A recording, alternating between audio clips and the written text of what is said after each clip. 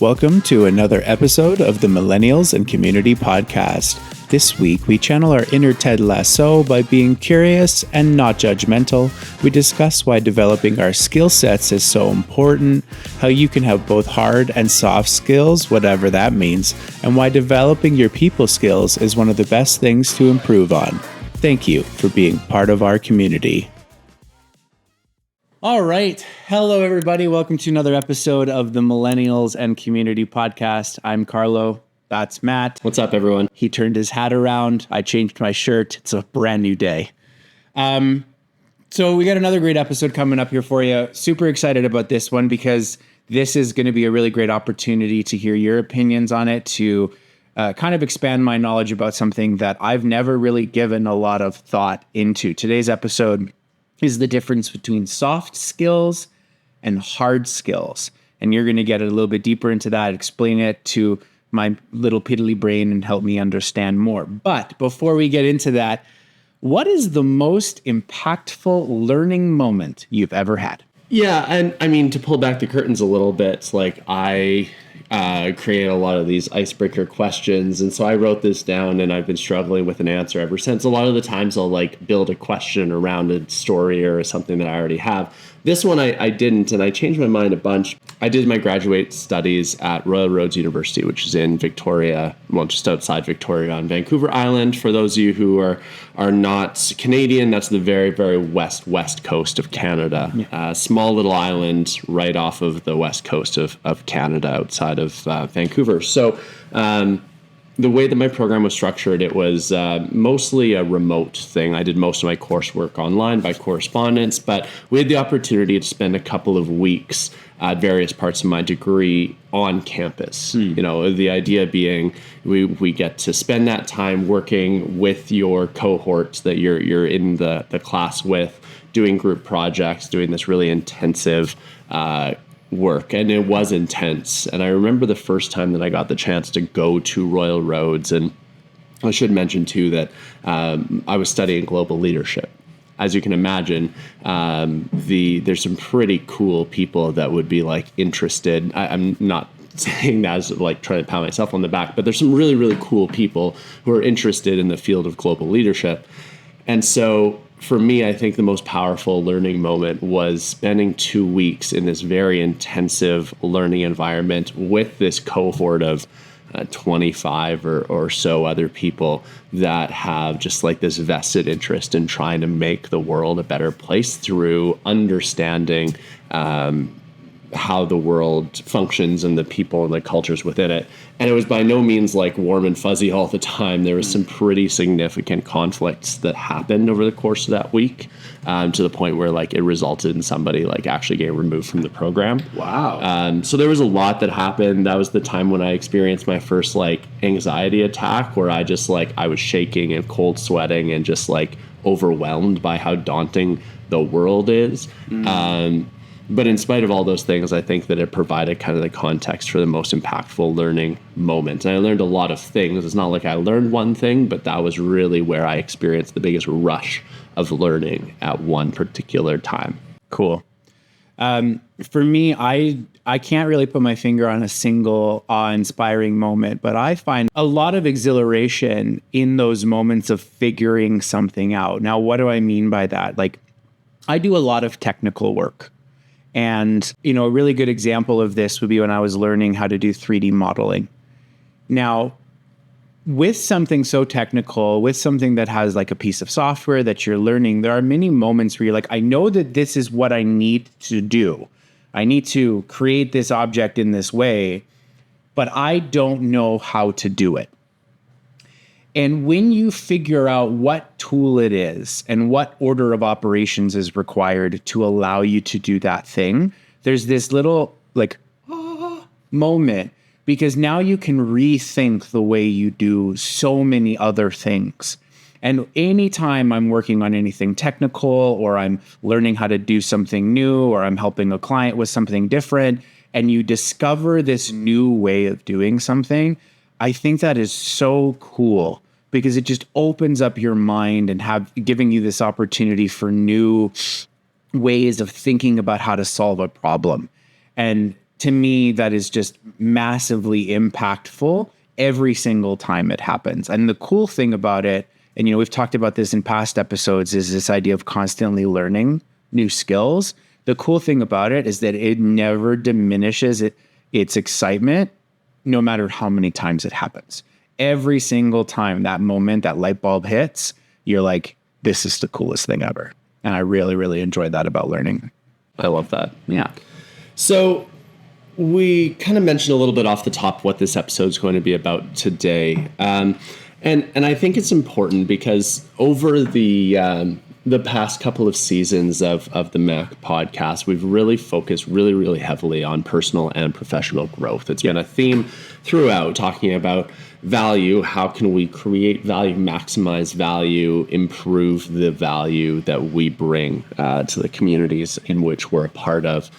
And, it kind of occurred to us offline, like outside of recording, we were having a conversation about like how we actually kind of prioritize and think about the way that we actually do that kind of development. And for all the things that the two of us have very much in common, this is one where I think we diverge quite heavily in terms of the way that we prioritize what we are trying to get better at and how we seek to get better at it. So, we're going to talk today about soft skills, hard skills. What are they? How do we think about them? But we also want to talk about how each of us thinks about prioritizing skill development, and to what end, like what actually is going to be the purpose or the outcome of prioritizing those sorts of things. So I guess as a starting point, like we can start by kind of defining soft skill. This was actually a big part of the conversation. We were like sitting across the table and Carlo's like, so like, how do you actually define soft skills? So I had to challenge myself and to see if I was actually defining soft skill based on what the world considers. So I pulled a couple of definitions. So the Google, which maybe we shouldn't be using that now that they're getting charged in some places for having an illegal monopoly on search engines. But some nondescript search engine said that a soft skill is personal attributes that enable somebody to interact effectively and harmoniously with other people, whereas hard skills are the specific abilities, capabilities, and skill sets that an individual can possess and demonstrate in a measured way that are typically learned skills enabling individuals to perform job-specific tasks. So, and I was nice to see this because it really kind of, I guess, stands behind what I think of in terms of soft skills, which is like the people stuff, whereas the hard skills is like, how do I actually do a thing? Versus the soft skills of like, how do I do a thing with other humans? So I guess like right off the top, what are some of your reactions to those definitions? Well, so the way that this kind of came about, like Matt said, we were in this kind of off-camera conversation where I was kind of explaining that I was having some difficulties at work, and none of the difficulties were me not knowing how to do something. They were, though, this idea of like, well, how do I properly communicate that to my team to allow us to work together better so that we're not going to have these problems that we've been having? And as somebody who has, to toot my own horn a little bit, been rather blessed with good people skills, the ability to articulate myself, to have a decent sense of leadership kind of just naturally occurring to me, it was definitely a challenge to all of a sudden have you say, well, you need to develop your soft skills. So what do you mean I have to develop my soft skills? I know how to do these things. I'm gifted in them. And it was very much a humbling moment to be like, no, that doesn't mean you can't improve. So when we think about the kind of the definition of it, I had never really thought about the fact that, your people skills are a soft skill. I just thought it was who you are as a human being. You're either good with people or you aren't, right?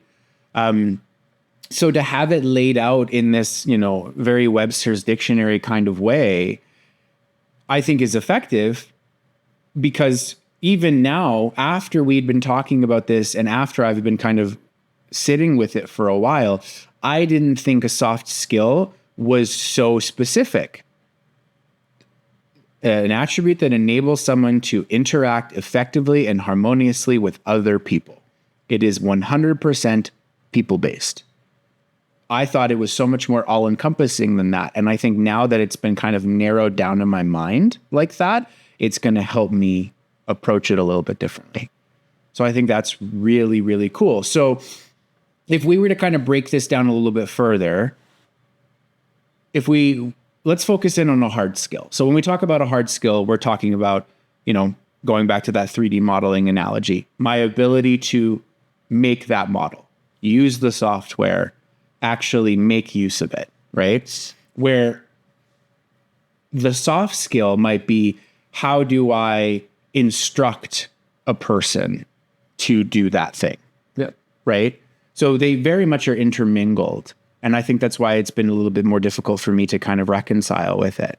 So, you said you found these definitions off of Google. Do you agree with them? Like, are you happy with that, the way that that's laid out, or is there a change you might make to it? No, I definitely, it definitely captures how I think about these things. I from a metaphor, all of you know I love my metaphors. I think of it like this: like a hard skill is the hammer head, right? Like the purpose of a hammer is to drive in a nail, and so you have to have a hammer head that is of composition so that it's going to functionally be able to drive a nail into a surface, right? Whereas, and that's the hard skill, right? Is the functionality of a thing, whereas the soft skill would be like the grip that I have on it. It's not necessarily, it doesn't necessarily matter what the handle is made of, other than the fact that it's going to make it easier to use the hammer if the handle is maybe has a nice wrapping of a hand grip, or is a polished wood so you're not getting slivers in your hand, right?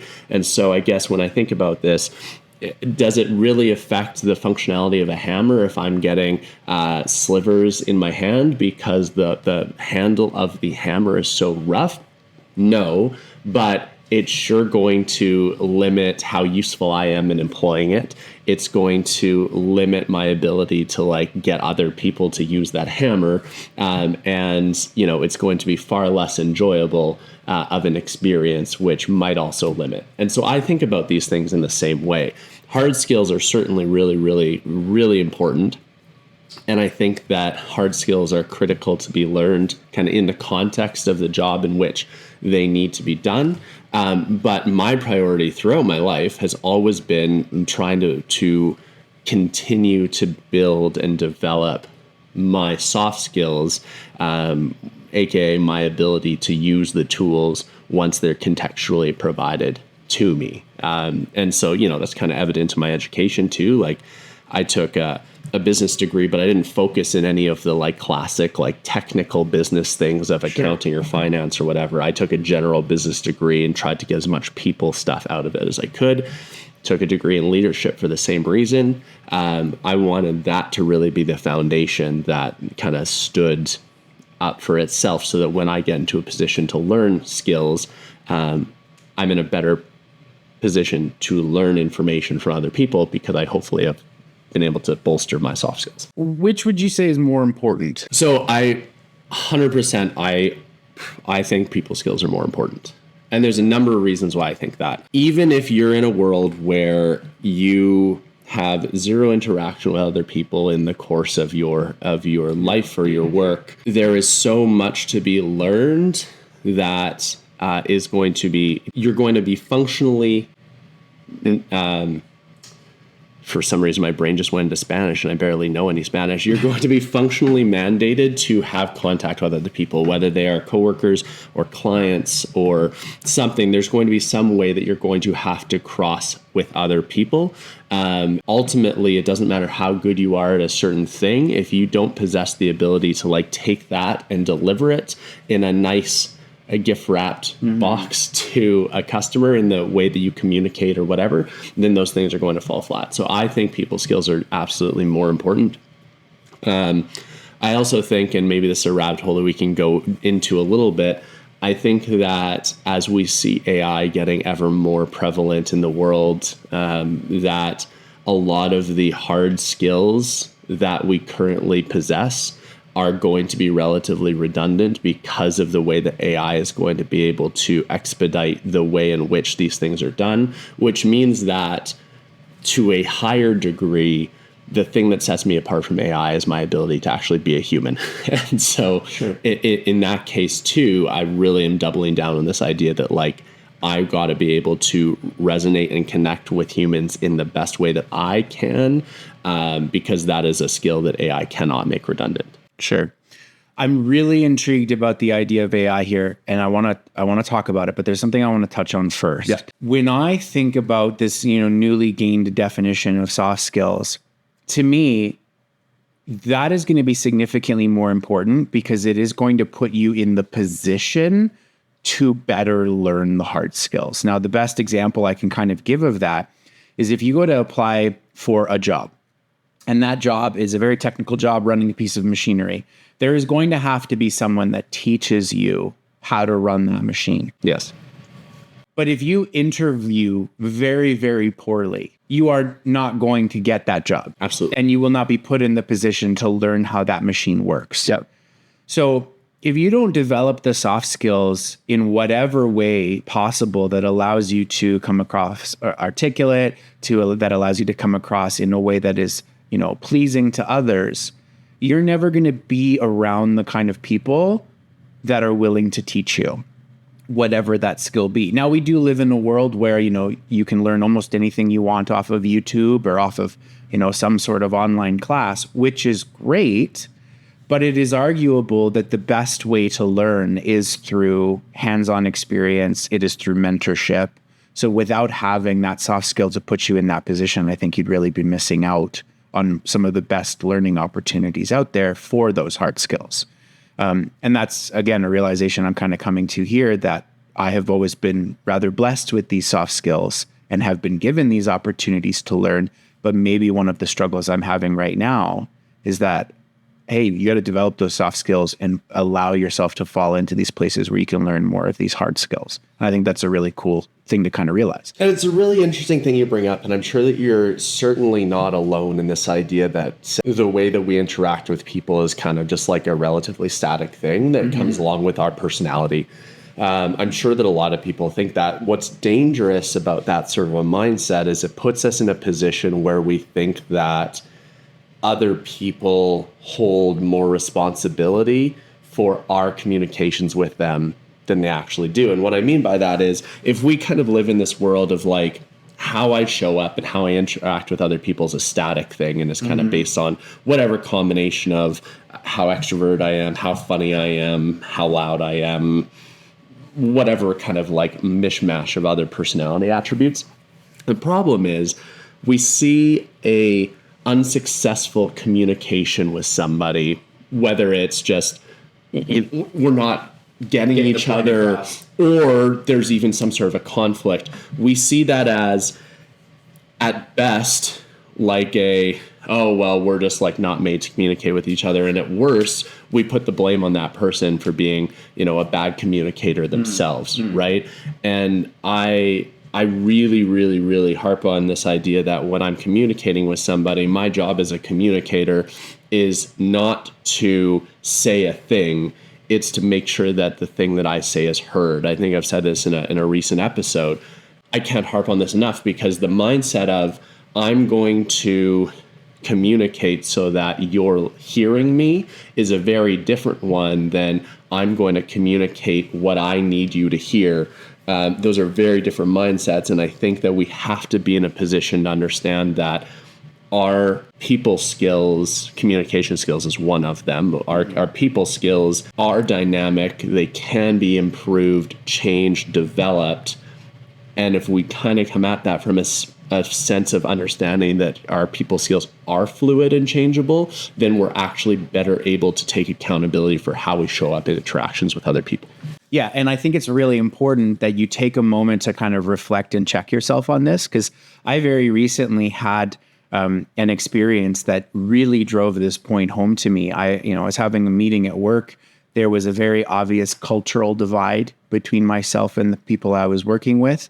And it ended up leading to them feeling that I didn't treat them with the respect that they deserved. Now, I'm not going to go into details. There's reasons for the way that they were treated. Could I have handled it better? Yes. And that was the point for me to take away, is that as good as I feel I am with people, and as good as these soft skills are, I could have handled it better. I can develop these skills a little bit more so that this is not something that will happen in the future. And even if this scenario never presents itself again, I will know how to handle it, and it will hopefully leak into other things. So I want to swing back around to this impact of AI. Have you seen a movie called Hidden Figures? No. Okay, wonderful movie. It is the story about the supporting people in NASA that helped to allow them to do their first space flight. Okay, so like we're talking the first time they orbited the planet. Yeah. All right, very early stages. And all of these supporting characters, it focuses on the colored people that were, part of this. In specific, a group of women that were called what are called computers. They were the ones that did all the math before we had computers. So I'm not going to go into the whole story of the movie. It is a fantastic watch based off of a true story. But at one point, they started to introduce a computer, an actual computer called an IBM. Now, if you're not familiar with the original computers, these ran off of punch cards. So if you wanted to give an instruction to a computer, you took a piece of paper that had like little holes that you could punch in it that would represent zeros and ones, and you would put it in the computer, and it then knew how to have that instruction. We didn't have keyboards and mice and all graphical interfaces that we have now. So this computer is being brought in to help do these calculations, effectively replacing this very talented group of mathematicians. So they would not be needed anymore. Cool. And one of the women in the story realizes that this is happening, and she takes it upon herself to learn how to use the IBM.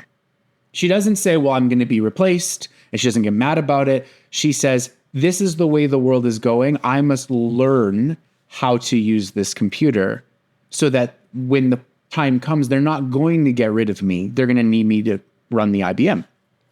And it was really, really cool because this entire group of women, learn how to do it, and they become very crucial in the space program. But when we think about AI, one of the big things that you hear a lot of people talking about is, yes, AI will ultimately replace you. Okay? Almost anything that you do in terms of a computer can be at some point replaced by AI. I don't think anybody imagined that we would go after the creatives first rather than, the technical people. Yeah, that's interesting. But that is the direction we're going. Here's the thing, though. Just like any tool, if you don't know how to swing the hammer will never hit the nail, right? And this is very obvious. If you've never played with AI before, it's available on everything these days. I encourage you to find an AI image generator and try to get it to create an image for you exactly the way you want it. It is very difficult because you need to know how to punch the holes in the card so that this computer figures out what you want. You have to be able to give the instruction. So, when we think about this hard skills and this soft skills, to me, it's almost a mending of the two. Because a lot of these AIs are designed to use natural language models, which means that I can speak to it like I would speak to another person, and it would respond to me like a person, right? They're not trying to make you learn a programming language to interact with it. They want it to be able to interact with us normally. But that now means that my technical skill is to speak like a human to a computer so that it better understands me. You see the little bit of the brain twisties that's kind of going on there? Yeah, absolutely. Right? So I think it's super cool because, somebody might look at a guy like me and, well, Carlo's better suited in the age of AI because he's, so technically literate and technology, comes easy to him. But arguably, someone with really good soft skills who knows how to very accurately communicate his wants to another person might actually be better in the age of AI because you know how to be very clear and concise and accurate with everything that you're requesting of that computer. That's really, really. Isn't that cool? So what do we call the melding of hard and soft skills? Medium rare? We should ask AI. We can do that later. All right. Yeah. Medium rare skills. Now I just want steak. And now I'm just like sitting here thinking about that combination. That's really, really interesting. Right? And, you know, it certainly is an important argument to be made in defense of, obviously, I'm very biased towards people's skills. And I think that this next section, as we get into talking about this impact on millennials, is going to drive it home even more. I think that, at least in the last few episodes, we've been talking a lot about millennials from the standpoint of not necessarily the millennial generation, but more so the age that we kind of currently find ourselves. This one, I think, is very, very generational. You know, you think about kind of the generations before us, Gen X, Gen Y, baby boomers, very much so, especially baby boomers, but Gen X too, to a certain degree. They stayed in the same job for often their whole career, if not decades, right? And so in that circumstance, while your ability to communicate with your coworkers was important, the hard skills and the things that you, to your point, were learning on the job were more critical, right? You're more concerned about how often or how well I'm able to do the tasks associated with this job over the course of my life. And so when we see millennials changing jobs with much more frequency in their career, I think that, again, it drives home the importance of having those soft skills. If I know that in every 3 to 5 years I'm going to be changing jobs, then it becomes more important, as you're saying, to understand how to learn and how to work with people, because the hard skill set that you're going to need is going to change and evolve as your career does. So I think that's kind of the argument why millennials need to focus on the soft skills relative to the generations older than us. I think relative to the generations younger than us, there's a really critical thing. I don't know if any of you kind of heard 2020 to 2023, somewhere in there, we had this weird thing happen. Like, it was a global pandemic. I don't know if you heard of it. Briefly. Yeah. But what it did, where the millennial generation was able to experience that for most of us, following a lot of the formative social experiences, Gen Z and Generation Alpha were really, really impacted in terms of like formative social experiences, whether it be college or grade school or whatever. And the pandemic really, really stunted a lot of the ability to have those social skills. Not to say that you don't have Gen Z and Gen Alpha that are very well socialized, but for a lot of people, it significantly stunted their ability to have these constructive, people-oriented skills and intuitions. And so from that standpoint, I think it really, really, really becomes incumbent on us as a millennial generation to try to kind of like support those generations or bolster that gap through our ability to interact with humans, appreciating that some people just didn't have that opportunity to form those really, really good skills in the same way that we would have growing up. Yeah. And you know, I think we're going to actually talk about this in an upcoming episode, but there's almost this idea of us being the translators between the baby boomer generation and, you know, the Gen Z and Alpha generations, especially now that Gen Z is entering the workforce in such large numbers, right? So if you follow any sort of millennial creator on social media, they will usually have a video clip or a story to tell of, you know, well, here's my baby boomer boss who doesn't know how to make a PDF, makes 3 times my salary. Here's my Gen Z coworker who can run circles around me on a computer, but they have no way of communicating, right? And I have to be the one that burdens that, you know, shoulders the responsibility of being the middle management, right? It's a very intriguing kind of idea as we look at it generationally. Yeah. And I would also argue, because, you know, if we do have any baby boomers listening to this show, this is not an attack on you.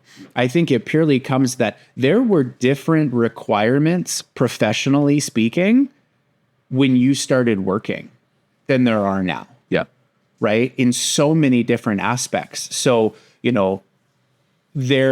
if you never really committed to keeping up on your soft skills, you would have never learned these things. It's kind of like slang, right? If you don't actually try to learn what the slang is, you don't know what it means, right? So I think it's really interesting. So if that's kind of the impact on millennials, and maybe even diving a little bit in the professional sense, in a community way, are our soft skills important? How does that impact us there? Because again, when you think about, hey, this is who I am with the people around me and my community and my loved ones. This is how I interact with them. What do you mean I have to commit and I have to learn and expand my ability to communicate with my family? Yeah, I mean, I think the first thing that I would have everybody that's listening kind of think about, in all of our worlds, whether it be our professional world, our families, our friend circles, there's the toxic person or the toxic people, right? When I say toxic person, instantly someone came to mind for you, whoever's listening out there.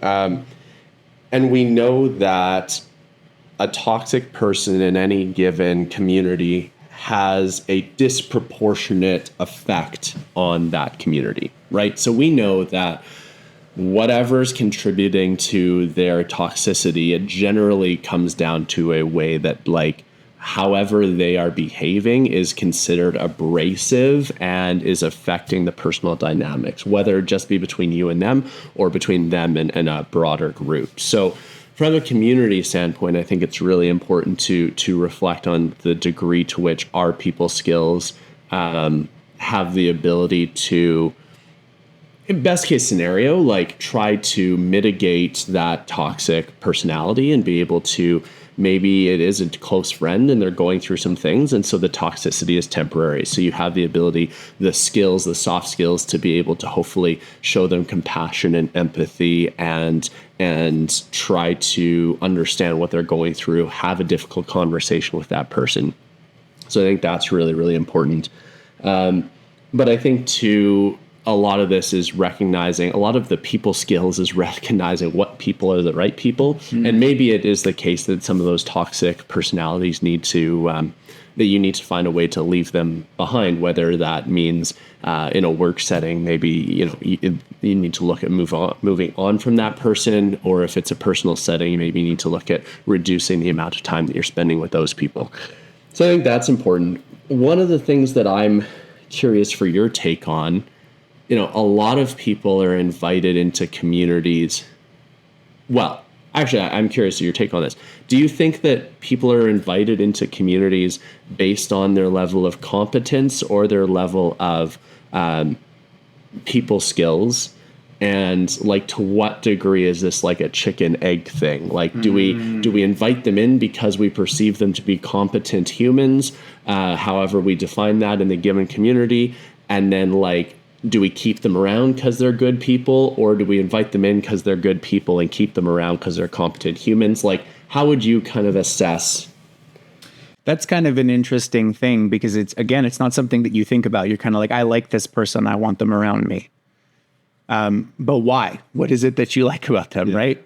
So I think this is going to be very difficult to define, because we do so much in terms of relationships off of feeling, right? It's not necessarily what somebody might have said that will make you want to have them be part of your community. It's the way that they made you feel, right?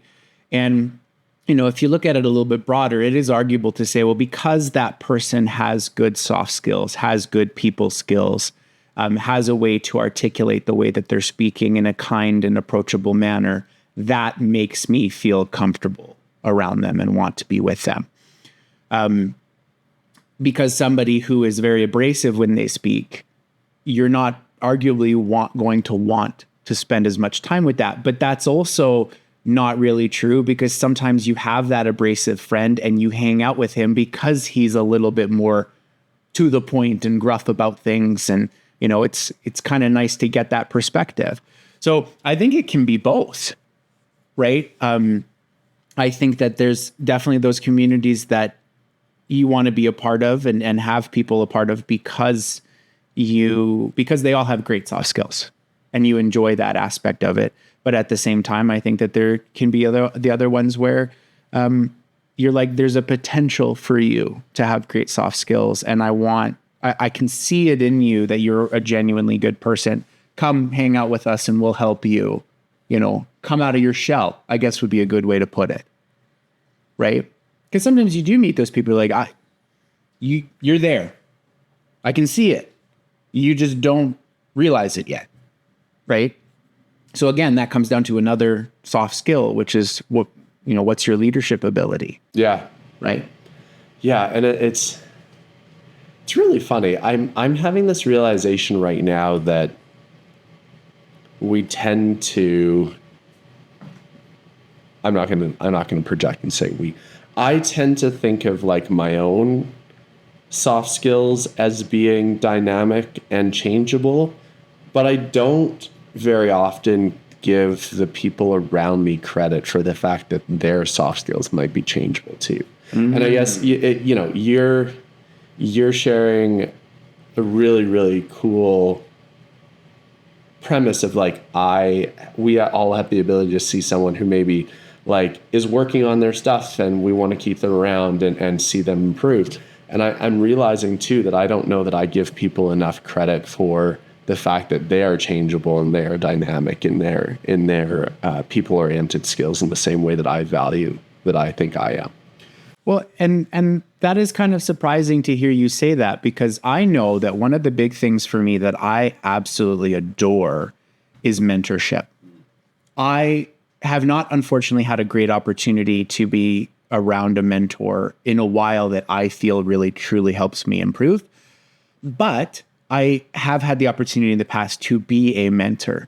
And one of my favorite compliments to give is I want to make you aware that I have seen the growth in you. Mm. Like, if you ever want to see somebody come close to tears almost instantly, go and say how proud you are of them, of how they've grown. Nobody tells you that.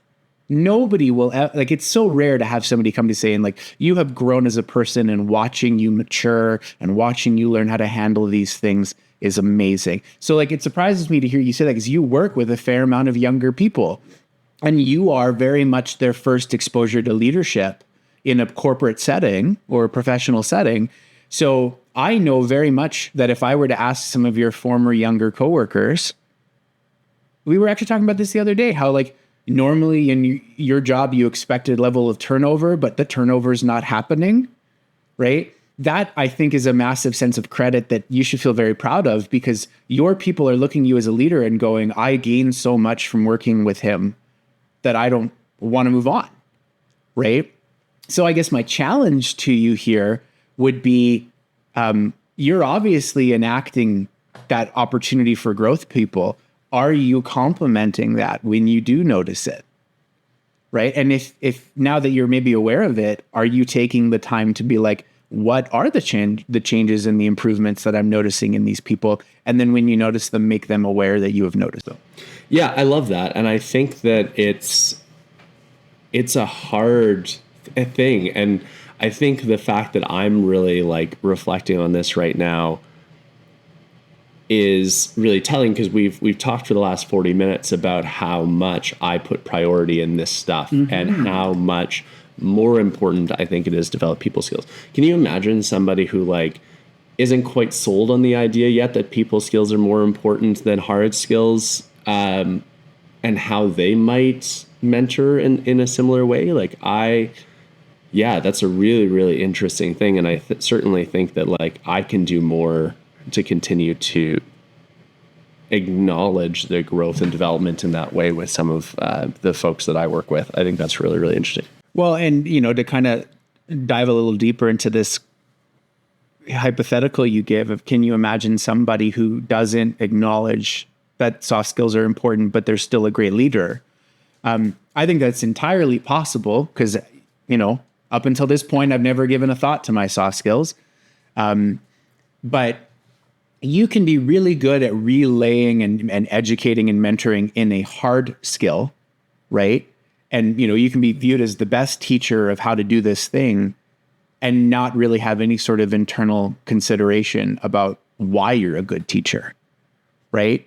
Your students may know that of you. They know, he's a great teacher because he's, patient and this and that, right? But you might never have that internal kind of consideration. So I think what's really cool about this episode is that if you guys can't tell, both Matt and I have become very excited about this, right? And I understand why for me, because this is a new concept for me to explore.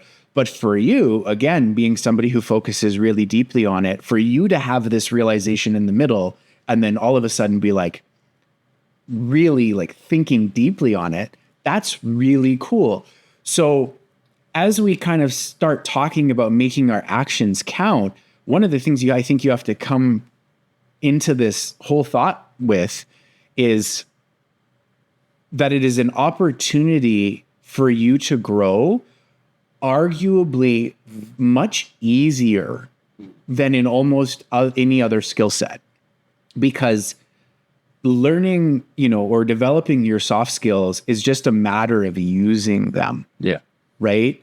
You don't need an expensive computer software to learn how to do this, right? Like everybody should be excited. I'm excited. This is super cool.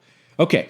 So, great master of the soft skills, Matt, what do I need to do here? Tell me how I can start developing my soft skills more in like an actionable way. Yeah. So I think the first thing that I'm thinking that would have been a really great idea if we did about 35 minutes ago is actually like break down some examples of soft skills. Because we talked about soft skills being just people-oriented stuff. We talked about communication, but let's just throw some of these things out there. So when we talk about soft skills, we're going to, leadership, communication, teamwork, active listening, adaptability, conflict resolution, cultural competency is huge, empathy, presentation skills, emotional intelligence, creativity, critical thinking, decision-making, collaboration, flexibility. These are just kind of like a quick list of all of these. And the reason that I wanted to list them, and feel free to pause, rewind, listen to that list again, by no means an exhaustive list, to be clear. But I think what's really, really key is soft skills. And I think part of the reason that people don't develop them or think about developing them is they just see all of those skills as like one homogenous thing. And if I'm good at people, then I'm good at all of these things. If I'm not good with people, I'm not good at all of them. And that's just simply not true. Like all of those things that I listed and more are individual skills that you can practice, that you can develop, and that you can improve and grow at. So the first thing that I would say is, do a little bit of a personal SWOT analysis. For those of you that aren't business school nerds like me, SWOT stands for strength, weakness, opportunity, and threat. The first two, strengths and weaknesses, is really, really where you want to focus on this list and say, okay, of this list of soft skills, what are the things that I'm good at? So maybe take this list and pick 3 things that you're like, you can hang your hat on. Like, I'm really, really flexible, really empathetic, and really great at problem solving, just as an example. Cool. Then you kind of do the opposite. You highlight or you circle the 3 that you're not as good at. So, I'm not awesome at conflict resolution. I can be a better active listener. And maybe I need to do some more work in terms of like my understanding of different cultures. My cultural competence needs work. Cool. So you've kind of assessed your strengths and your weaknesses, right?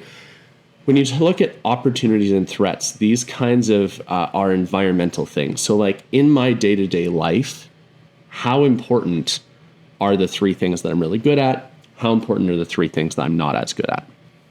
And it really this process can allow you to draw a roadmap for what you need to think about growing. Because there's two different ways that we can think about developing these skills. We can really, really hone in on our areas of strength and say, I really want to be the absolute best at the three things that I'm already pretty good at.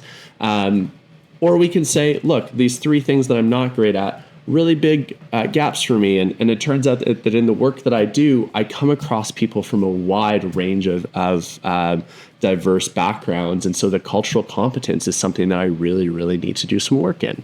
So really that personal SWOT analysis of like, list all the soft skills, highlight the ones that you're great at, highlight the ones that you could do some work on, understand if either of those would be benefited from you putting some effort in. And I think by identifying what skills you want to develop, whether from a place of strength or from a place of deficit, that really can help you create the roadmap for how you can actually look to develop those specific skills. I like that. And I think as a broader focus, that is a really great way to tackle it. I want to challenge it a little bit though. And the reason I say this is because these areas of skill are not terribly quantifiable. And I say that coming from like a technical perspective. Sure. Right?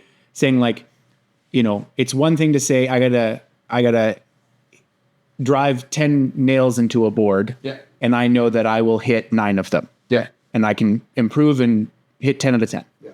But there's no real way to like quantifiably say I'm a good leader, right? Other than past experience and kind of a feeling about it. So if you were to say, let's say pick 2 of all of the things you mentioned that you feel most people are lacking in, that would be like hey, you want to start learning this? These are the 2 that I think you should probably focus on because you're probably lacking in it. What do you think those 2 might be? Great question. I'm going to get to it. What I would say first, and this is going to be, you don't know it yet, but this is actually a really cool preview of our next episode. I think that too many people, when they think about how to measure stuff, get really caught up in measuring what happens at the end and not what happens during. And so why am I saying this? Well, you're right. People skills way harder to quantify than some of our tangible hard skills that we can, improve our efficiency and do that by demonstrated end outcomes. Yeah. The way that I think we need to think about measuring when it comes to soft skills is not so much the outputs, but the inputs that go in. So instead of thinking to myself, I'm going to be really focused on getting 10 out of 10 nails into the board, I'm going to be really focused on, am I swinging the hammer the best that I can? I know that if I optimize how I'm swinging the hammer, that my chances of getting 10 out of 10 nails are much, much better. But my focus is not the number of nails in the board, but it is in fact how I'm swinging it. So how does that translate? Well, if I'm going to really focus on developing these soft skills, have I actively practiced active listening? So have I, in every conversation or in one conversation a day, 10 conversations a week, whatever that is, like, am I putting in the work to say, I'm going to be a really good active listener for this next 10 minutes, and I'm going to put in the work. And so treating our inputs as more of the metric for success. So that's the first one. To answer your question, what 2 things? I'm going to narrow it down to 1. And really neat for any of you who listen to the episode with our dads. This is something that we talked about a lot in that episode, but it's something I'm very, very passionate about. I think the number 1 thing is curiosity. Yeah. There's for any of you that have watched Ted Lasso, there's the iconic dart scene where it's be curious, not judgmental, but that's a real thing. And so much of the core foundation of every one of these soft skills that I listed is curiosity. It takes curiosity to solve problems. It takes curiosity to be a good leader, because you have to be curious enough to care enough about the people that you're looking to lead. It takes curiosity to be a good listener because I have this genuine desire to know more from you. So I'm going to be more actively engaged and listening, right? It takes curiosity to be empathetic because I need to imagine what it is that you might be experiencing, and therefore I can better understand it with you. It takes curiosity to be good at cultural competence because I have to come from a place of, I want to learn more about you, as opposed to, oh, you're not like me, right? And so curiosity is the number one thing that I think everybody needs to work on and is the underpinning of every single one of these soft skills. Cool. I really like that. That is, that to me is like, that's my roadmap now. Just be curious about all of it. That's super cool. Okay. I have absolutely loved this episode. I am so excited to continue recording today because now I'm all fired up. That's awesome. So as we kind of bring to a close here, is there anything else that you want to say on this topic? Oh, so much, but we don't have the time. No, I just think that really when it comes down to it, I think that we need to know that the biggest wealth of knowledge, forget the internet, the greatest wealth of knowledge exists within people. And if our goal is to further learn and further develop, then the best way that we can learn to do that is by learning to interact with other people in a better way. And so I want to encourage everybody, your people skills are not static. Your people skills are very dynamic. They can be grown and improved, and you can get better at people. Okay. Wow. All right. I don't think there's anything more that needs to be said from my end, so I'm just going to kick us into our gratitude here. One of the things that I value so much about you is that, in my perspective, you have taken a very unique approach at being a highly educated professional. Now, what do I mean by that? You know, there are lots of people that go to school for lots of different things, but for you to go and say, hey, I took a general business degree because I just wanted a grander scope of what business meant. I took a leadership degree. You know, I took a global leadership course. Like, those are concepts that would never have occurred to me to go and become educated in.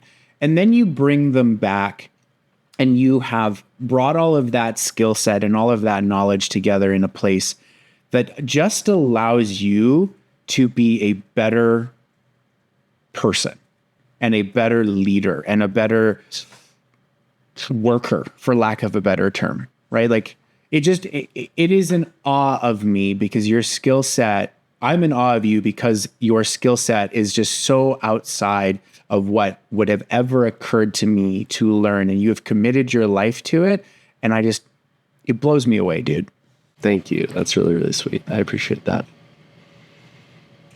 I'm so grateful to you for being curious and for being open to thinking about this stuff in a different way. And you, more than anybody that I know, are so rigorously dedicated to improving yourself, and for you to be so open to shifting your own paradigm in the way that you think about this. I think that, and I hope that, you know, this is kind of able to kickstart your journey and just like unlock just even more things. And I'm grateful because you're so committed to being better for the people around you that I see the excitement in your eye right now and the concept of being able to take this. And I just see so much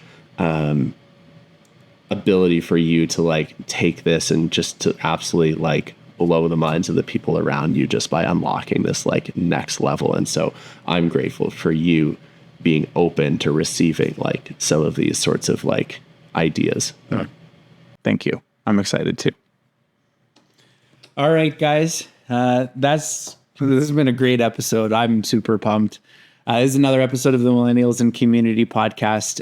Thank you for joining us. I hope you guys found as much value in this as I did. And you know, it's a really unique experience. I don't know how you feel about this, but this idea of being together for the weekend with our primary purpose of just recording all of these episodes. Because normally we're so stuck for time, and it's a pain in the butt to set up all the equipment and take it down and all this. So this has been really, really cool. And I'm excited for what's to come throughout the rest of the day and the rest of the episodes. You guys are going to get them at a slower pace, obviously, but I think it's going to lead to some really cool stuff. So, hey, do me a favor, share this podcast with someone, right? Make that part of your developing your soft skills, and be, curious, and share it with someone who think they could benefit from them, which I think is everybody. And join us for our next few episodes, because they're going to be pretty awesome. And you know where to find us. Check out our Discord. Connect with us on social media, either on the Mac accounts or on our personal accounts. We're always excited to hear from you and chat with you and hear what you think about this episode. Absolutely. Thanks, everyone. Take care. Bye.